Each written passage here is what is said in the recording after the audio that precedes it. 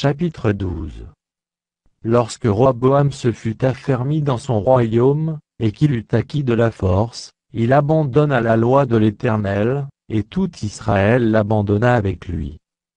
La 5e année du règne de Roboam, Shisha, roi d'Égypte, monta contre Jérusalem, parce qu'ils avaient péché contre l'Éternel. Il avait 1200 chars et 60 000 cavaliers, et il vint d'Égypte avec lui un peuple innombrable, des Libyens, des Sukkiens et des Éthiopiens. Il prit les villes fortes qui appartenaient à Juda, et arriva jusqu'à Jérusalem. Alors Shemaïja, le prophète, se rendit auprès de Roboam, et des chefs de Juda qui s'étaient retirés dans Jérusalem à l'approche de Shisha, et il leur dit: Ainsi parle l'Éternel, vous m'avez abandonné, je vous abandonne aussi, et je vous livre entre les mains de Shisha. Les chefs d'Israël et le roi s'humilièrent et dirent: L'Éternel est juste.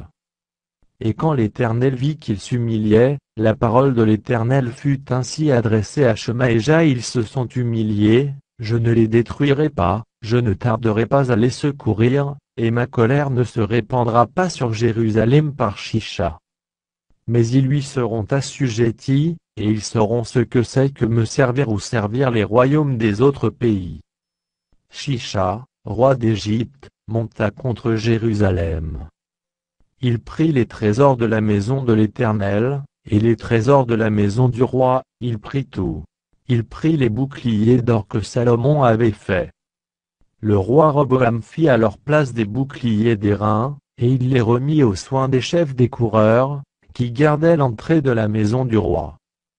Toutes les fois que le roi allait à la maison de l'Éternel, les coureurs venaient et les portaient, puis il les rapportait dans la chambre des coureurs.